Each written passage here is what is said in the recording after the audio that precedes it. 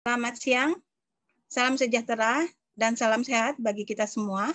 Terima kasih masih bersedia bergabung dengan webinar ini. Pada kesempatan ini, Mas Ardi, next.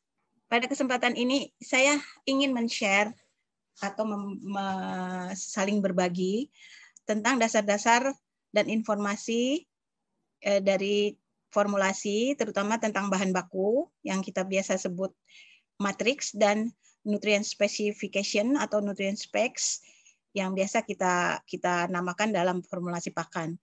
Di sini saya lebih menekankan kepada pakan unggas karena kebetulan memang positioning saya adalah technical spesialis untuk ayam dan babi. Tujuan dari webinar saya ini adalah sebagai informasi dasar untuk teman-teman yang ingin mengetahui persiapan untuk memakai formulasi pakan. Dalam dunia peternakan saat ini, kita sedang mengalami masalah yang primer dan sangat sensitif, yaitu dengan melonjaknya harga soybean meal ataupun bungkil kedelai, dan sangat terbatasnya pengadaan bahan baku utama yaitu jagung. Hal ini pastinya akan menaikkan harga pakan dari feed mill, dan yang lebih terkena dampaknya adalah praktisi self mix yang dengan terpaksa tidak bisa memproduksi pakan dan harus memakai pakan jadi. Dari slide di atas kita bisa melihat bahwa masalah yang belum terselesaikan selama ini di Indonesia adalah kurangnya DOC dan overcapacity daripada feed mill dengan tumbuhnya feed mill yang sangat berjamur di Indonesia. Kemudian juga manajemen kandang dan basic data yang kadang-kadang kurang akurat. Di sini saya mengharapkan peran pemerintah yang bisa menyelesaikan masalah-masalah tersebut, terutama dari segi kontrol. Baiklah, kita akan masuk ke dalam pembahasan apa itu nutrisi unggas secara umum. Di sini kita definisikan unggas adalah unggas domestik yang sudah didomestikasi menjadi komersial, menghasilkan daging dan telur yang biasa dikonsumsi oleh manusia. Dipersempit lagi menjadi mengarah kepada ayam, terutama ayam petelur, yang sudah berkembang selama 70 tahun. Rekayasa genetik dari breeder company sudah sangat canggih pada masa sekarang, menuju kepada efisiensi performance. Masalah yang timbul adalah jika manajemen dan lingkungan alam yang tidak menunjang, maka sebagai formulator juga selalu harus mengupdate informasi tentang manajemen dan lingkungan sebanyak mungkin. Seperti kita ketahui, pengembangan ayam secara komersial itu sudah 70 tahun, sementara perkembangan nutrisi pakan sejauh ini lebih lambat daripada perkembangan breeding. Misal, asam amino masih sekitar 6 jenis yang dipakai di formula dan seterusnya.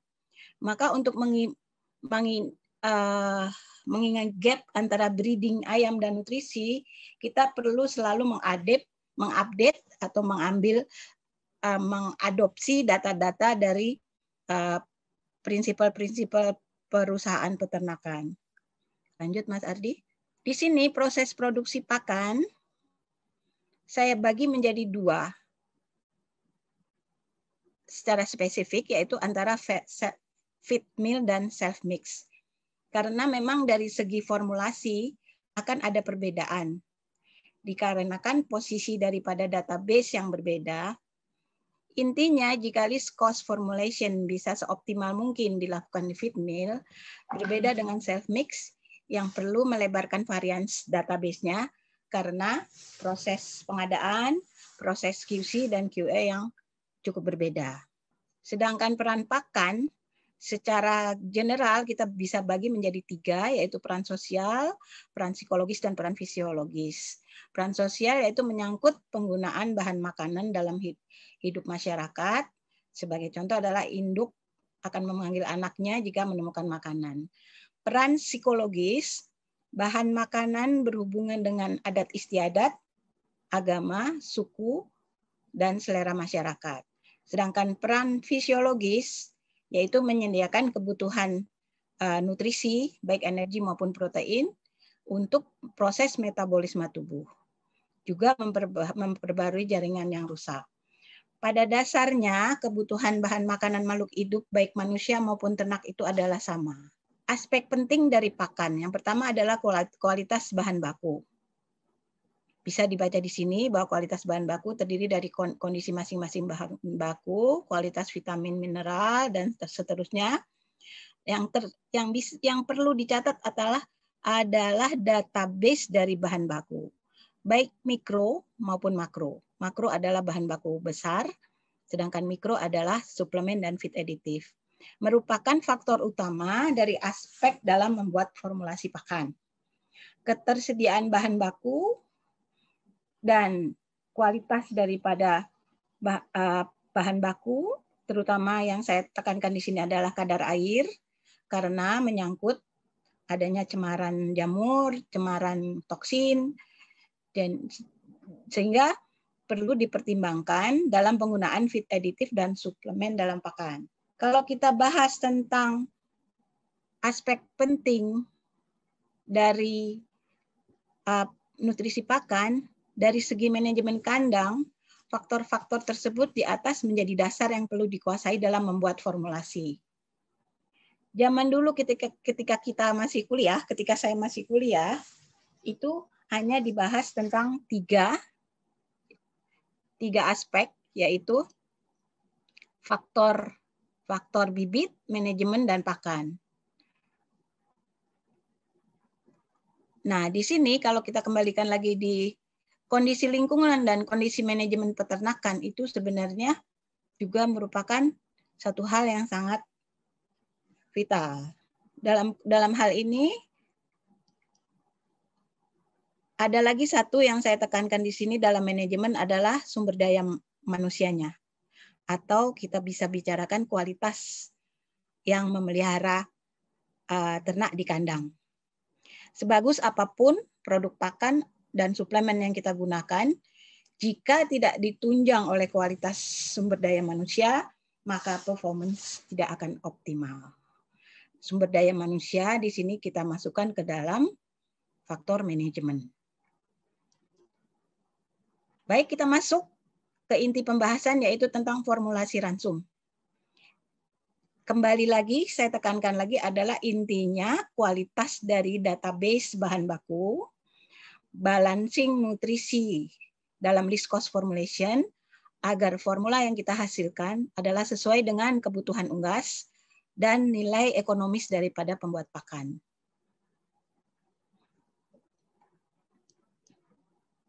Syarat-syarat formulasi pakan dalam penyediaan database bahan baku yang akan digunakan di formulasi, jelas membutuhkan data analisa aktual dari lab.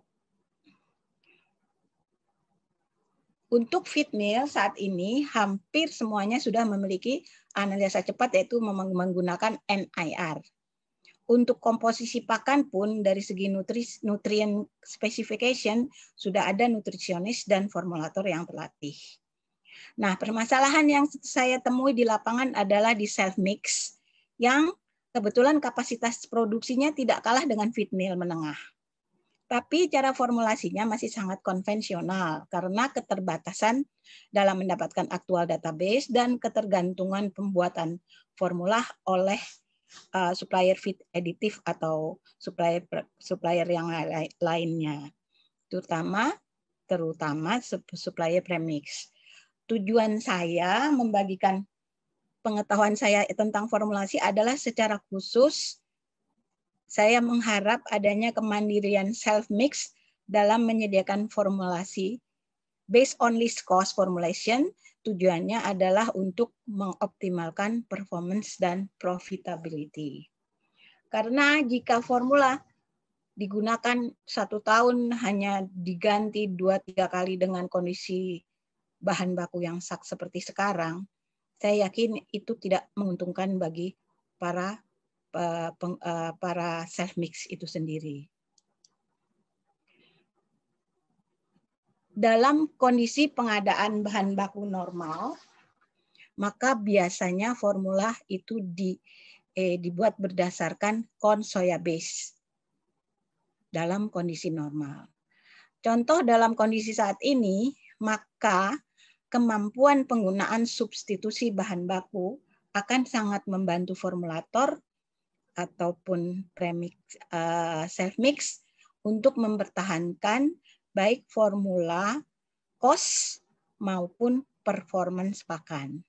Seberapa jauh bahan baku substitusi dapat digunakan, dibutuhkan pengalaman lapangan dan update tentang apa nilai kelebihan dan kekurangan bahan baku substitusi tersebut.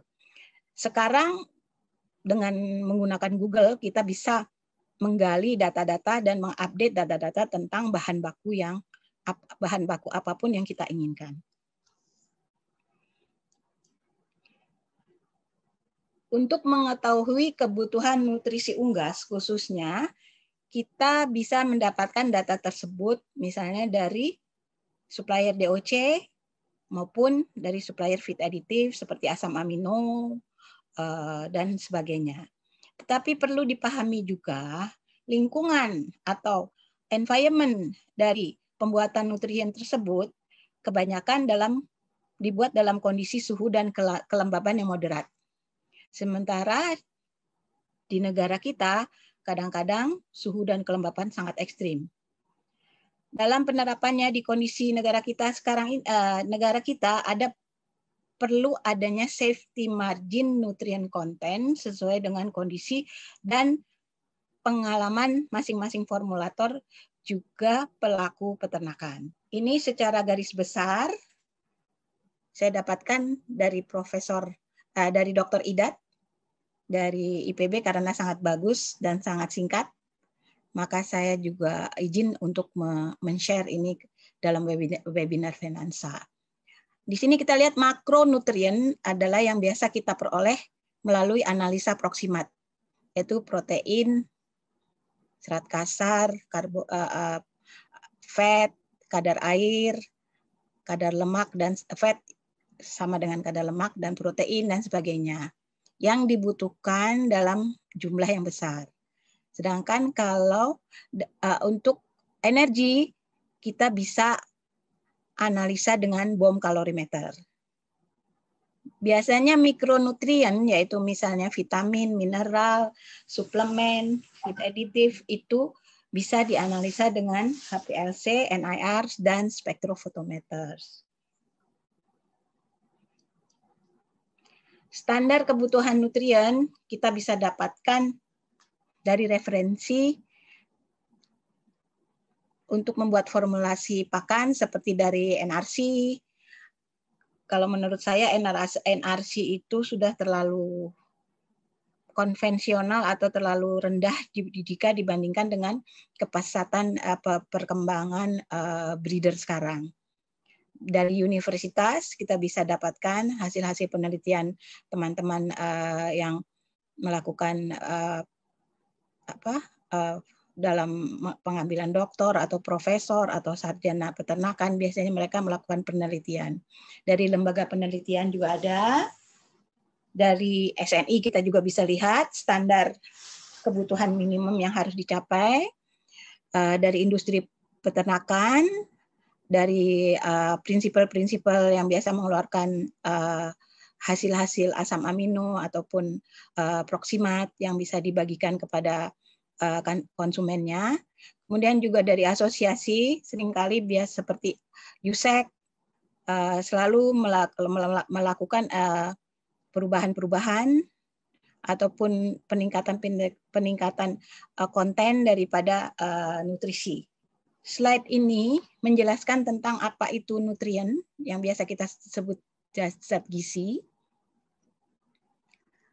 dan bisa disimak detailnya.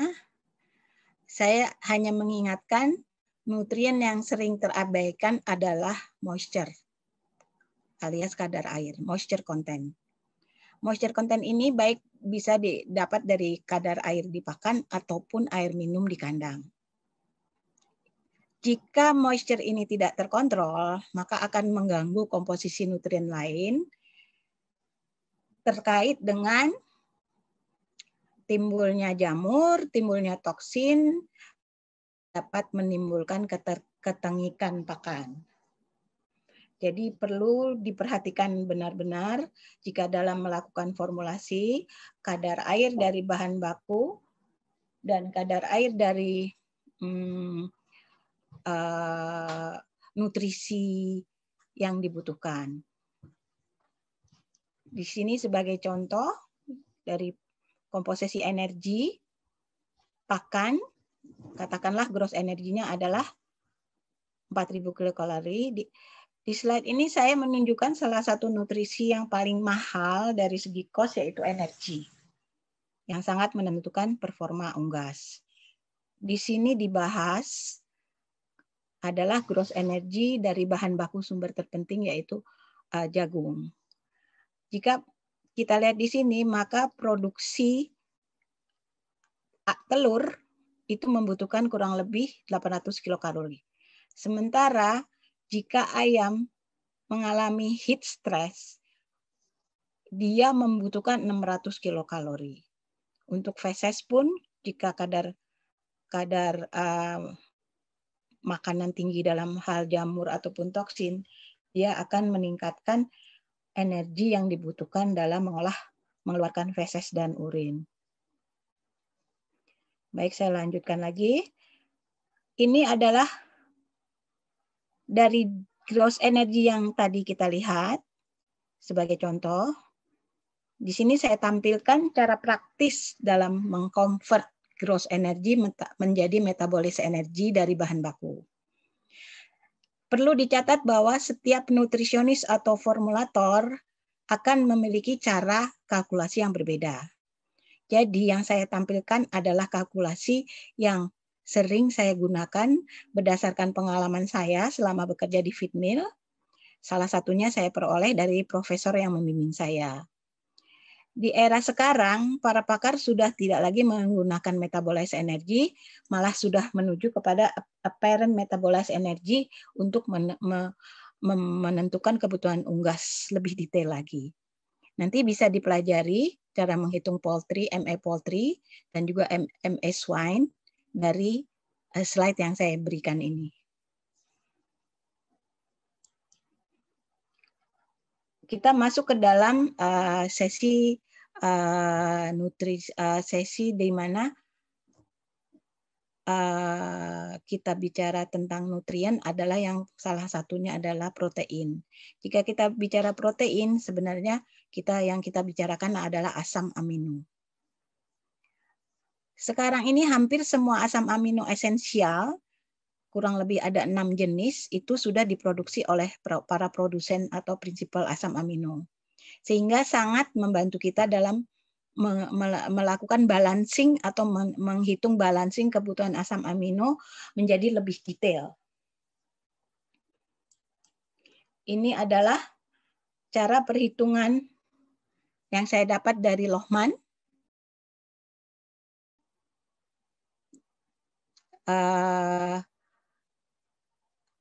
Cara menghitung kebutuhan asam amino jika lysin dianggap 100%. Jadi jika lysinnya 100%, maka M+C adalah kurang lebih sekitar 75% dari lysin. Jadi kalau kita setting lysin di layer adalah 0,8, maka M+C-nya adalah 75% dari 0,8 dan seterusnya. Ini sebagai bukan baku ya Bapak Ibu dan teman-teman, hanya inilah pengalaman yang saya dapat ketika saya bekerja sebagai nutrisionis di Feedmill. Ini juga berdasarkan pengalaman praktisi, ada layer, ada broiler, ada breeder, dihitung dari persentase lysin juga, dari 100% lysin, Bapak Ibu semuanya bisa juga melihat methionine berapa, M+C berapa, isoleucin, treonin, triptofan, valin, arginin. Dan semua asam amino ini sekarang sudah ada dalam bentuk chemicalnya. Jadi sangat mudah bagi kita, formulator, untuk membalancing. Kalau zaman saya dulu, isoleucin, valin, arginin itu belum diproduksi. Jadi kadang-kadang kita over atau under calculation. Yang zaman dulu itu hanya lysin, methionine, SAA, treonin dan triptofan saja. Jadi sekarang sebenarnya protein itu sudah tidak terlalu dihitung dalam atau diminimumkan di dalam formulasi. Yang penting adalah balancing komposisi daripada asam amino. Karbohidrat, Bapak Ibu sekalian juga tahu, adalah sumber energi. Sumber energi yang paling baik dicerna adalah starch. Starch itu kita dapat dari jagung. Selulose itu adalah bisa dikatakan merupakan serat kasar, sulit dicerna jika tidak ada enzim yang membantu untuk mencernanya. Untuk sumber energi yang terbaik adalah contohnya jagung. Sekarang ini jagung agak sulit, kita bisa menggunakan wheat, kita bisa menggunakan dedak atau beras, atau kalau yang ada bisa impor oats atau barley, bisa menggantikan sebagian daripada jagung.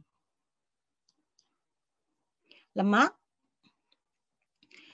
Fungsi lemak ini adalah dalam segi energi nilainya 2 kali lipat daripada lemak yang ada, energi yang ada di karbohidrat.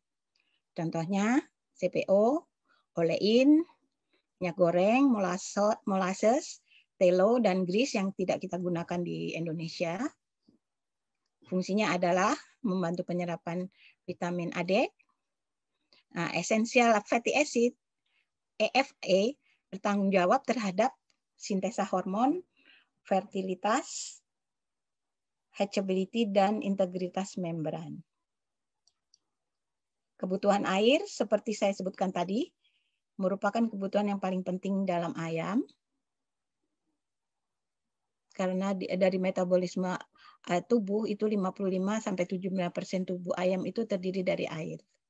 65% juga bagian dari telur adalah air.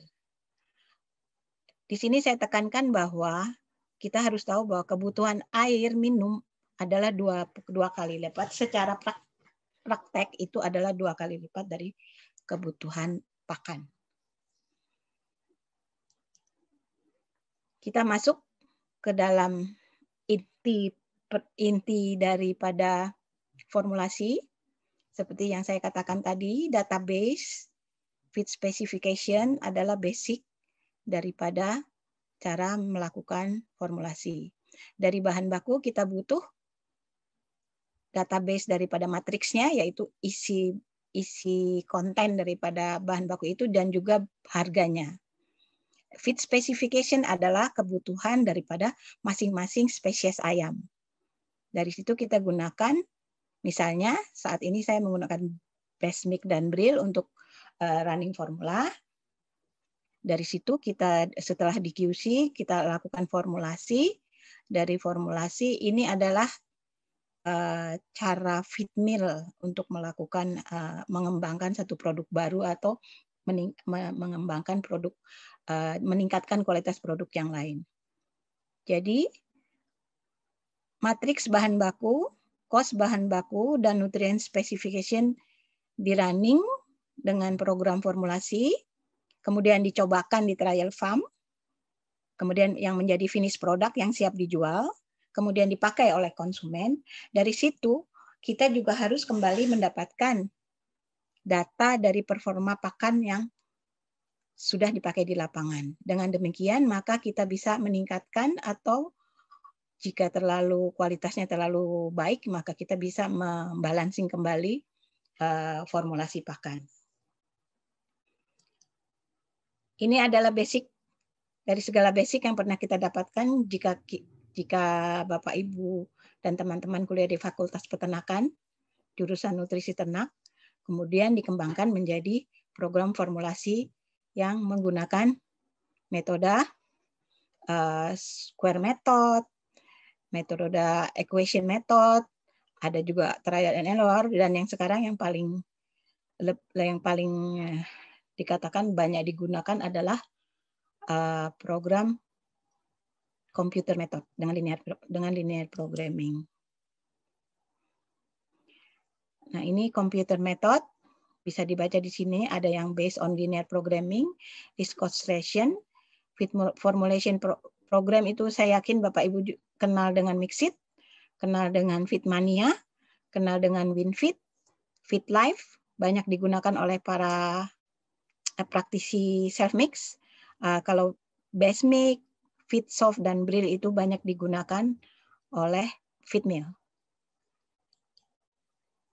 Ini adalah bentuk formulasi yang dikembangkan oleh salah seorang nutrisionis senior di Indonesia, rekan seperjuangan saya, dalam bentuk Excel yang komplit, termasuk di dalamnya terdapat data feed intake yang diinginkan, suhu, dan kelembaban kandang. Saya yakin beberapa dari teman-teman sudah mengerti tentang program Excel ini. Jika ada yang berminat, nanti bisa saya bantu untuk menghubungkan dengan beliau. Ini juga contoh daripada trial and error yang digunakan dalam formulasi dalam bentuk Excel. Saya yakin teman-teman yang kuliah di Fakultas Peternakan IPB mendapatkan ini dari dosen nutrisi pakan ternak. Nah, ini saya memberikan gambaran tentang contoh bentuk daripada formula di atas kertas. Ini adalah menggunakan Basemic. Jadi yang program formulasi yang saya gunakan yang paling update sekarang adalah Basemic dari Adivo. Bentuknya akan menjadi seperti ini dengan harga, persentasenya, dan harga akhirnya kita bisa baca. Dengan hanya sekali running, tentunya dengan database yang benar dan akurat. Ini analisanya dalam bentuk ada proximatnya, ada asam aminonya, ada digest asam aminonya, dan seterusnya. Ini bentuk dari Excel yang memang kita ketik sendiri. Dari Excel tadi kita terjemahkan ke dalam bentuk yang lebih sederhana untuk bagian produksi. Salah satu contohnya adalah seperti ini. Ini contoh program Brill yang juga saya gunakan di Finansa. Brill bentuknya cukup berbeda dengan bentuk Basemic, mungkin lebih simpel, tapi secara detail sama dengan. Hanya saja sekarang Brill itu tidak dikembangkan, lebih dipakai adalah program Basemic. Ini bentuk lain daripada Brill. Kemudian jika teman-teman ada yang berminat belajar Brill, kita bisa bikin grup atau kita bisa bikin komunitas untuk mempelajari Brill dengan benar. Saya akan bersedia untuk menjadi tutor. Bisa jadi nanti kita bisa minta bantuan kepada dosen ataupun pakar-pakar lain tanpa harus membayar. Tapi kalau Brill-nya ya harus beli sendiri sebenarnya. Nah, ini adalah contoh dua bahan baku yang sangat penting yang memegang peranan hampir 50% dalam formulasi pakan, yaitu jagung.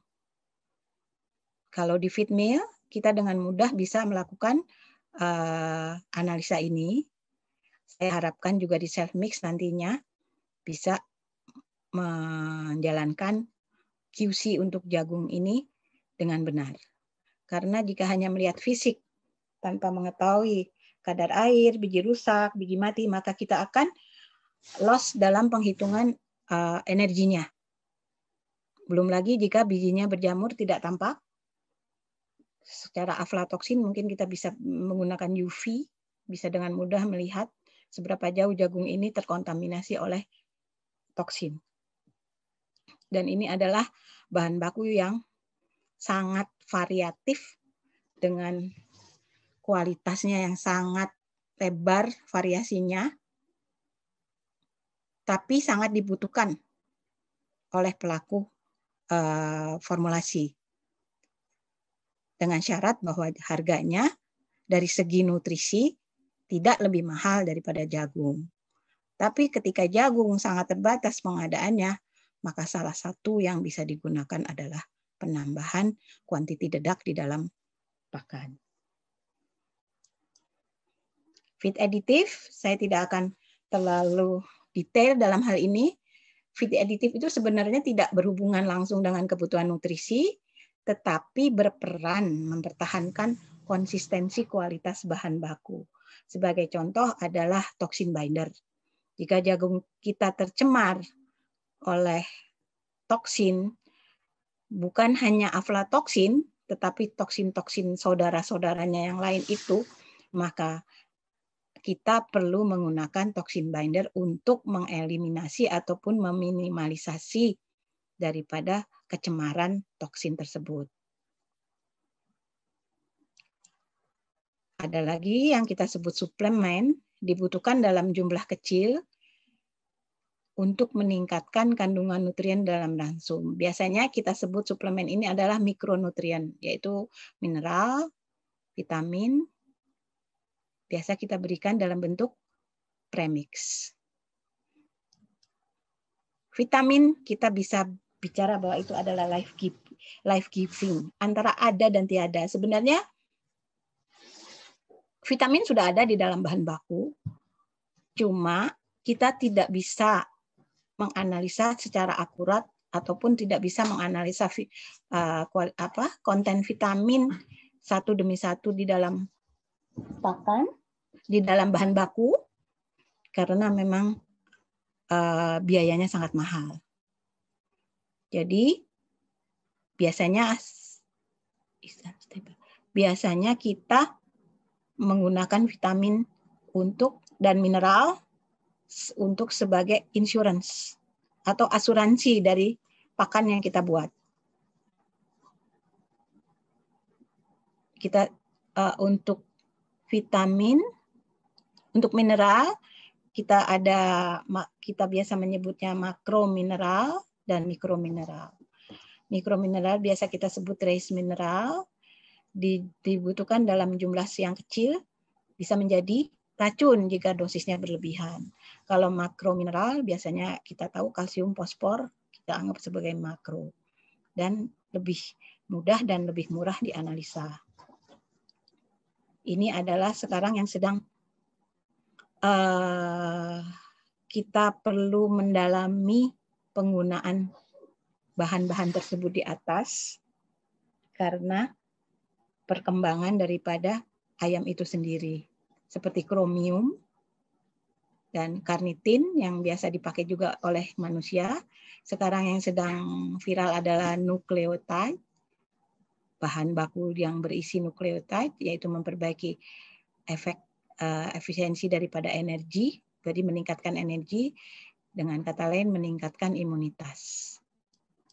Last but not least, untuk selalu diingat bahwa premix itu adalah bahan mikro. Walaupun kuantitinya sedikit, bahkan ada nutrisionis di Indonesia yang tidak menganggap premix itu esensial dalam ransum pakan. Karena beliau menganggap bahwa vitamin dan mineral itu adalah sudah cukup dari bahan baku. Kunci utamanya adalah membantu metabolisme dalam pertumbuhan ternak. Tambahan premix yang seperti saya sebut tadi, sebagai pemacu metabolisme juga merupakan asuransi yang harus kita miliki dalam kondisi yang tidak menentu sekarang ini. Biaya daripada premix adalah di sini kita lihat sebenarnya hanya 2% dari rataan biaya pakan. 3,5% dari berat rataan pakan dibanding dengan 60% dari biaya bahan baku. Tetapi efeknya adalah 100% berdampak pada efek metabolisme tubuh ayam. Nanti untuk ke depan, mungkin sesi kemudian jika teman-teman masih berkenan mengikuti webinar Finansa, detail presentasi premix akan ditayangkan pada seri webinar Finansa berikutnya oleh spesialis kami, khususnya spesialis premix. Karena seperti yang rekan-rekan ketahui, bahwa kita di Finansa ini ditunjang oleh